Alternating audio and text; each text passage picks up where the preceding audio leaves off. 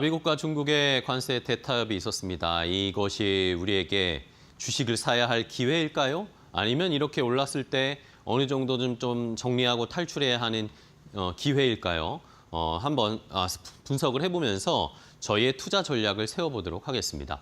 자, 일단은 숫자나 이런 것들은 너무 많이 들으셨을 테니까 미국과 중국 관세 일제히 한꺼번에 115%포인트씩 낮추기로 했습니다. 이제 이걸 시작하는 기점은 14일 기준이고요. 90일 동안의 유예 기간을 갖고 추가적인 협상을 계속 진행하기로 일단은 양국이 합의를 했습니다. 트럼프 대통령이 또 여기에 추가적으로 얘기했죠. 이번 주말에 시진핑과 전화 통화도 할 수 있다라고 이야기를 했습니다.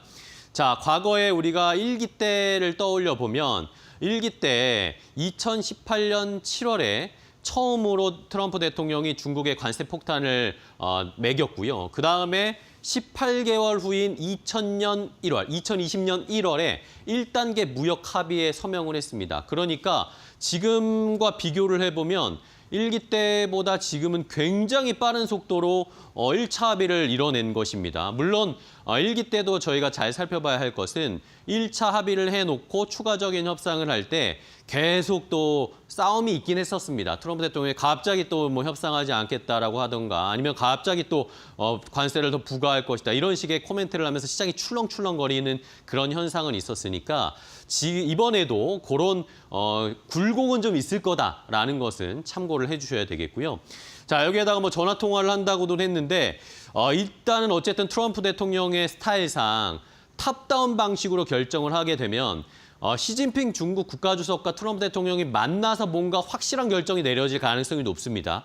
6월에 미국에서 지금 미중 정상회담을 준비하고 논의하고 있다는 소식이 들려오고 있는 상황인데 과연 이 6월에 정상회담이 이루어질지 여기에서 무슨 결정이 이루어질지 또 공교롭게도 트럼프 대통령도 6월생이고 시진핑 주석도 6월생, 6월에 생일 정상회담이 있을 수도 있다. 이런 이야기들도 나오고 있는 상황입니다. 자, 그런데 왜 이렇게 딜을 했을까요? 사실 우리는 이렇게 빠르게 딜을 하고 이렇게 관세도 많이 낮출 줄을 예상을 못했었습니다.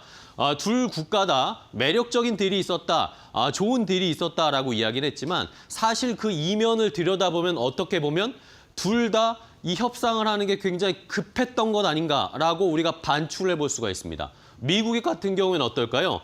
미국은 지금 만약에 관세를 이렇게 높게 부과하게 된다면 이 급격한 인플레이션 올 거다라는 경고들이 굉장히 많았습니다.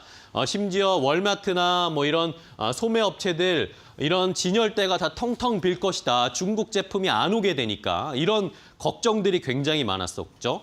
중국 같은 경우에는 어땠을까요? 중국은 오히려 굉장히 여유로워 보인다. 굉장히 지금 미국에 대항할 강력한 카드가 있나 보다 이렇게 생각을 했었는데 사실 중국도 버틸 수 있는 상황이 아니었다라고 지금 시장에서는 해석을 하고 있습니다.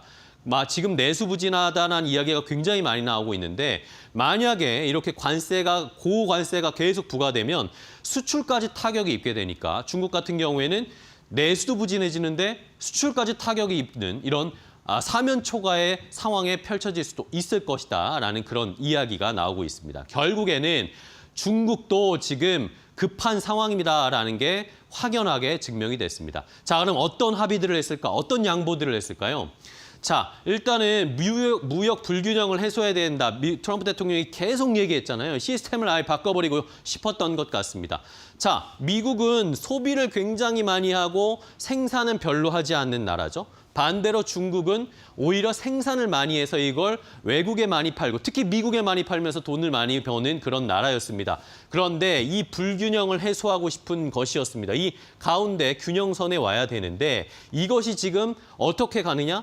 결국에는 미국도 생산을 많이 하는 이쪽으로 움직이고 싶어하고 중국은 어떻게 하느냐? 내수를 살려야 되니까 소비를 늘리는 그런 양쪽. 여기로 이제 합의점을 찾은 것 같습니다. 그것이 첫 번째 이야기고요. 그렇게 하면 어떻게 해야 되냐? 중국이 지금 내수가 부진한데 소비를 어떻게 늘리느냐? 결국에는 위안화를 점진적으로 절상을 해서 내수 소비를 늘릴 수 있고 부양책을 쓰는 카드를 미국이 압박했을 것이다라고 이야기가 나오고 있고 여기에다가 트럼프가 얘기했죠.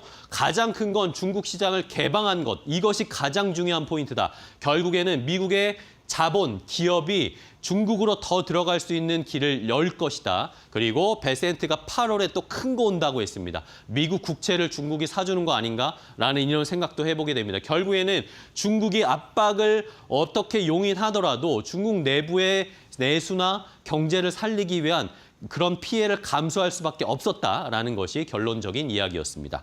자, 이런 상황에서 결국엔 우리도 그러면은 협상을 빨리 해야 되는 상황이 펼쳐졌습니다. 중국에 지금 관세가 30이 됐거든요. 근데 지금 우리가 물론 유예가 되긴 했지만 25%가 됐습니다. 별 차이가 없습니다. 그럼 우리나라 중국을 이길 수 있는 그런 효과가 없어지는 거기 때문에 정권이 새로 들어오게 된다면 빠르게 협상을 하는 게 오히려 시장에는 긍정적인 영향일 것이다. 마지막으로 살펴봐야 할 것들은 이렇게 업종이나 주가 그리고 코인별로 상이한 명암이 엇갈리게 된 상황입니다. 여기에 따라서 여러분들이 투자를 어떻게 하셔야 할지 잘 판단하셔야 된다는 것까지 함께 마지막으로 알려드리겠습니다. 앵커 브리핑이었습니다.